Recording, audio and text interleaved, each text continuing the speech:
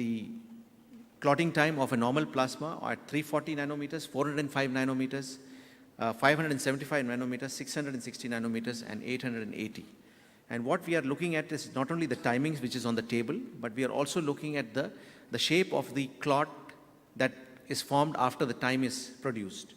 If you look at it subtly, you can find out that the curve is slightly sluggish in 800 compared to 340. 340 is slightly sharper in the way it turned, and why compared to the 800.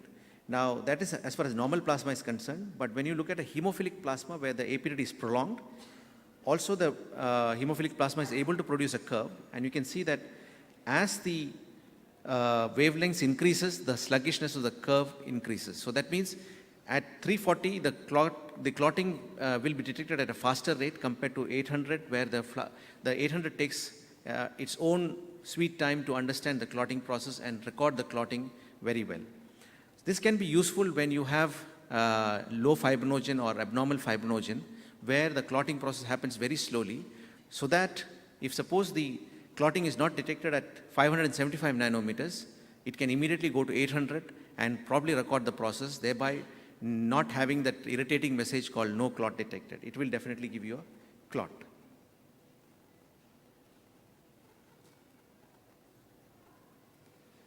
So the important thing is, whenever you have a coagulometer which is able to have a screen and you are able to see the clot curve, it's a nice habit to look at the clot curve. Whenever you get a coagulometer, it's a nice habit to look at the clot curve, because it's probably a requirement for the validation process to see whether the APTT and the PT, when the clot is produced, it produces a very neat curve, and there is no background noise. If the background noise is there, probably you can actually have an indirect check on the optics of the whole system. So what happens in many of the coagulometers is that when the clotting happens in the coagulometer, there is a lot of small fibrin monomers that are produced, which actually are not precipitated, but they will be partially precipitating. And therefore, as the clot starts forming, before forming itself, it produces a lot of background noise. And if you look at the background noise, it looks quite dirty on the clot curve representation. So what the machines do is they take a mathematical averaging of the whole signals that are detected by the machine, and they use an algorithm called the clot curve smoothing, the curve smoothing software, and they actually output what is known as the smoothened curve, so that the curve looks much neater without any background noise, especially when you have a photo-optical system which actually is based on transmittance. And if you choose between light scatter, transmittance, or say absorbance, the transmittance is very sensitive. It's probably the most sensitive, and therefore it has a risk of having a lot of background noise. But using a software which removes the background noise, it basically eliminates the problem of background noise and retains the sensitivity of the clot detection. So we have now the clot curves on 3 patients here. The pool normal plasma is giving 34.3 seconds, while the other 2 plasmas are giving abnormal times. And you can see that the sluggish, as the time gets abnormal, the sluggishness of the curve is also slightly high.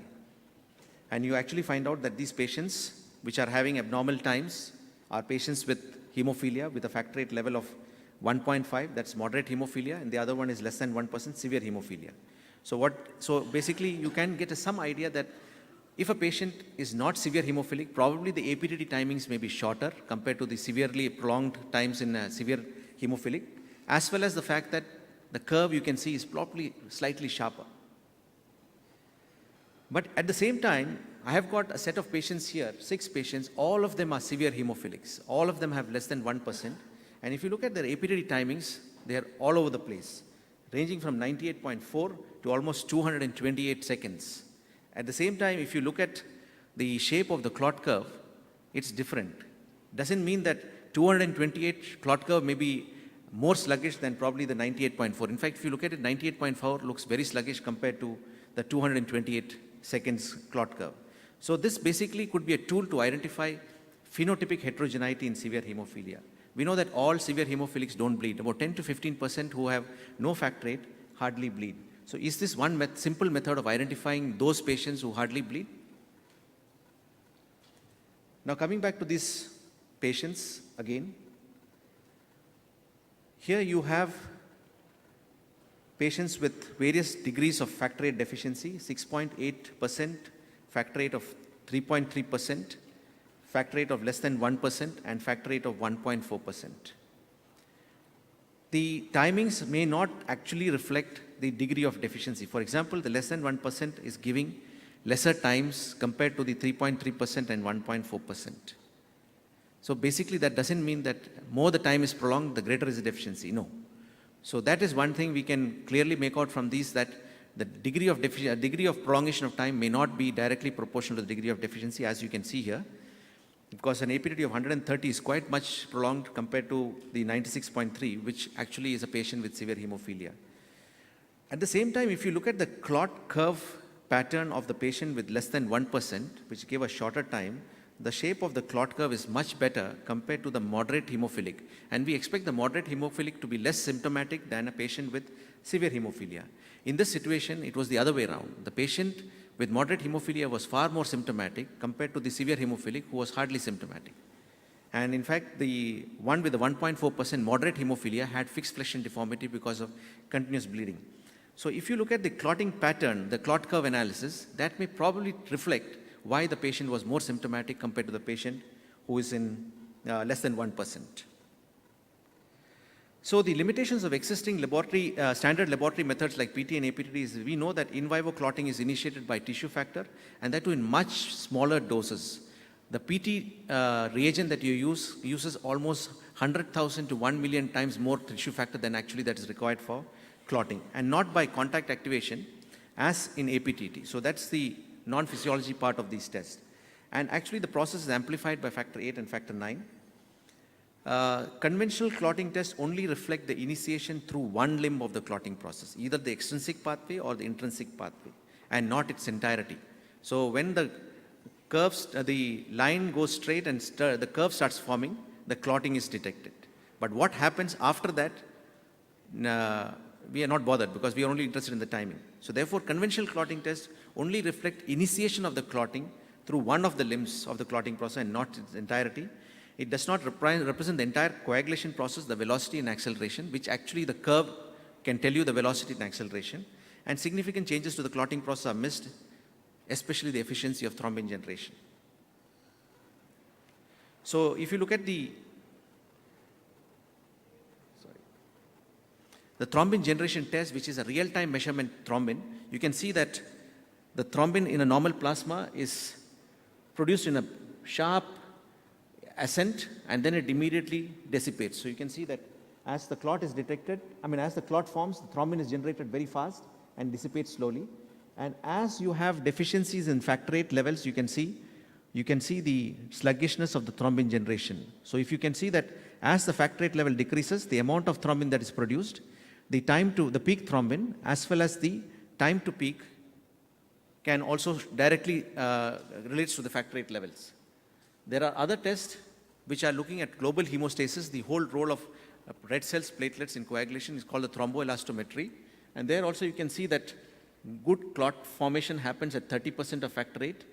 And as the factor VIII level decreases, the curve and the clotting process becomes absolutely sluggish. So then, if you look at the curve that you see on many of the coagulation analyzers, it almost looks like the half of a thromboelastogram. So probably if you look at the curve may actually tell you the global hemostatic process like the thromboelastogram does. So you don't need to buy a thromboelastogram. Probably you just need to look at the curve, and it will tell you that probably the efficiency of the clotting process is probably reflected by the curve.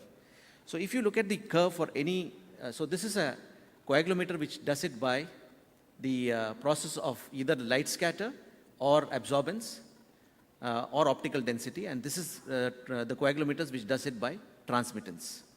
So for example, if you have a CA, you will get a clot curve like this, and if you have a CS, you will get a clot curve like this.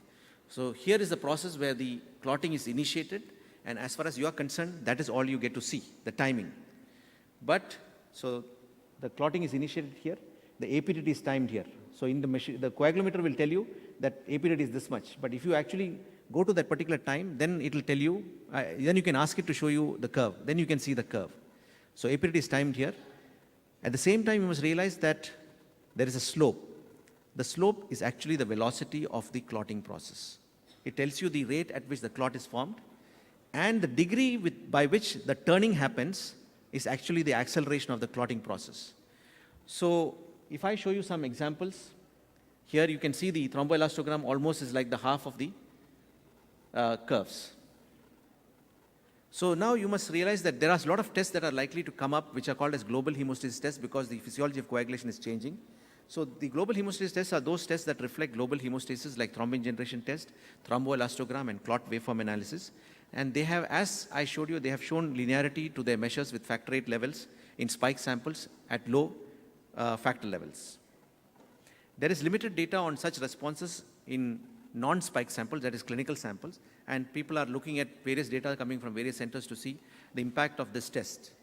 So far, this game has been going on for the last 8 years, and nothing significant has come, mainly because when you try to take the test closer to physiology, you are actually compromising on the reproducibility of the test, because you made this test so sensitive that slight variables can affect the test.